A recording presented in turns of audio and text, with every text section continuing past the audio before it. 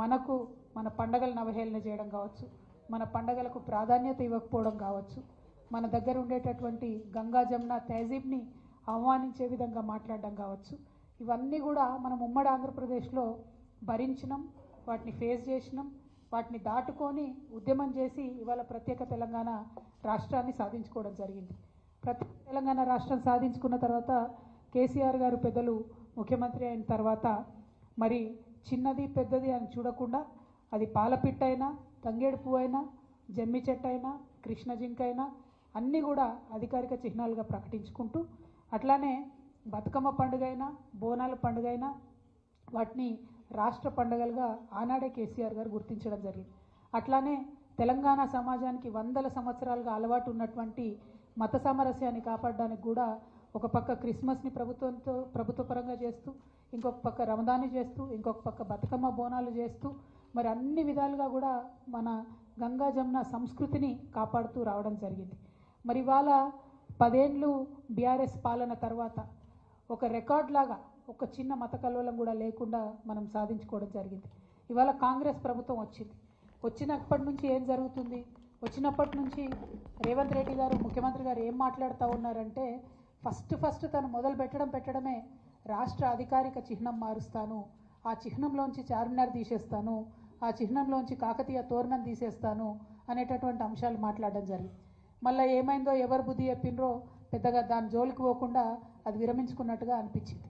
ఆ తర్వాత మళ్ళీ ఏ పండగ వచ్చినా కూడా దాన్ని చేయకుండా, అంటే రమదాన్ పండుగ వచ్చింది దానికి తోఫా ఇవ్వలేదు, బతుకమ్మ పండుగ వచ్చింది మా ఆడబిడ్డలకు చీరలు ఇవ్వలేదు, రేపు క్రిస్మస్ వస్తుంది దానికి కూడా వాళ్ళు ఏమి ఇచ్చే ఆలోచనలో కూడా కనీసం లేరు.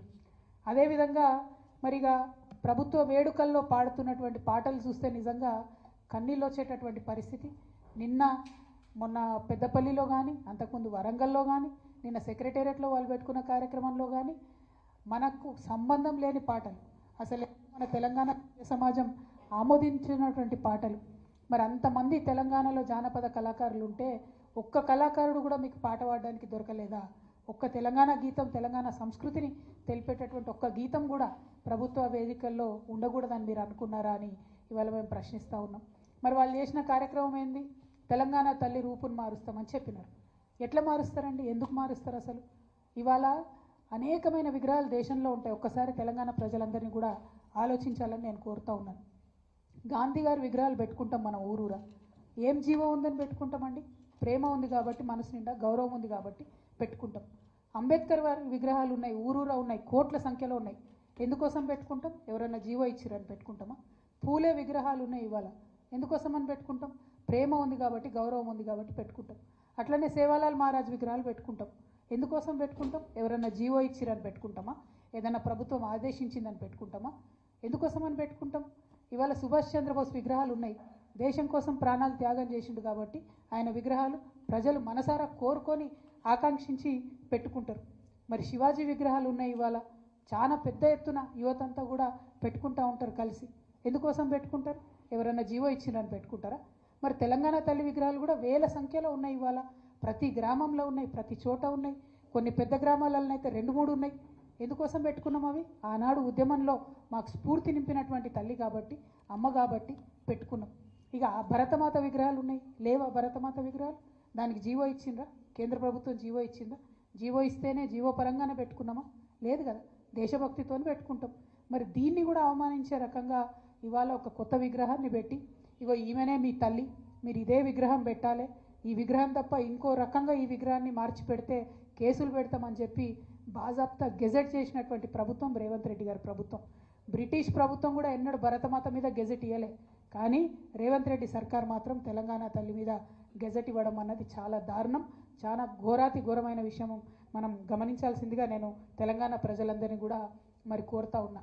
అంటే ఇవాళ కాంగ్రెస్ నాయకులు ఎట్లా మాట్లాడుతున్నారంటే, ఉమ్మడి ఆంధ్రప్రదేశ్లో సమైక్యాంధ్రాన్ని కోరుకునేటటువంటి కాంగ్రెస్ నాయకులు ఏదైతే ఆర్గ్యుమెంట్ తీసుకొచ్చిండ్రో, ఏదైతే మాట్లాడినరో అవే ఇప్పుడు వీరు కొనసాగిస్తున్నటువంటి పరిస్థితి. అంటే ఒక వింత వాదం, ఒక వితండవాదం, దానికి కాంగ్రెస్ వాదం అంటాం మేము, తెలంగాణ వాదం అనం. మీరు కాంగ్రెస్ వాదులు, మీరు తెలంగాణ వాదులు కాదు, ముమ్మాటికి కాలేరు. మీకు ఎప్పటికీ కూడా కాంగ్రెస్ ప్రయోజనాలే ముఖ్యం తప్పితే తెలంగాణ ప్రయోజనాలు ముఖ్యం కాదు. ఈ మాట ఇంకొక విషయం, మనందరం ఎందుకు పోరాటం చేసినాం? నీళ్ళ కోసం పోరాటం చేసినాం.